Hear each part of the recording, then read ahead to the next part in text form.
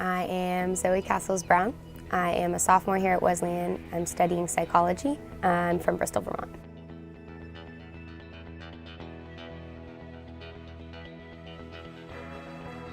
I worked for the past 2 years at a summer camp back in Vermont, and the first year that I worked there was a little girl who had an issue communicating and was struggling to get kind of her points across, and really shy, very reserved, and found out that this young girl had been diagnosed with a hearing deficit, and she had been given an interpreter in school and had been working one-on-one with this woman who had really brought sign language into her life, and it transformed her personality. She was finally able to get across what she wanted to say, and she was finally able to express herself. And so to watch that kind of transformation over the past 2 years was amazing. So last year I came in and took the beginner sign language class, and then was able to actually use some of the stuff that I had learned to work with her this past summer. And my interest has just grown from there.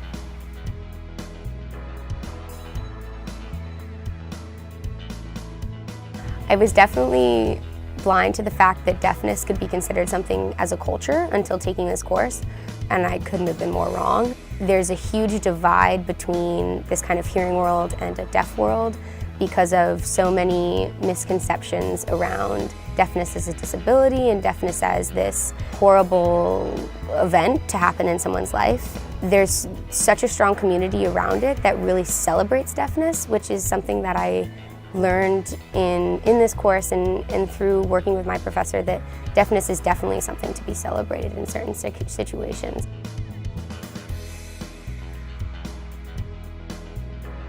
I can imagine, regardless of where I'm going after Wesleyan, if I'm a teacher in a mainstream setting or working with lawyers, hospitals, any of those kind of fields, I can absolutely anticipate the need or the use of sign language and interacting with people who sign.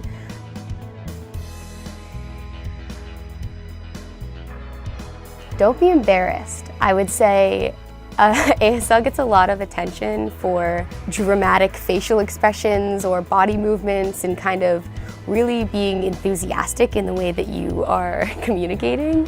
When you're communicating in a verbal language, you can express whether you're happy or you're mad or you're sad through your tone.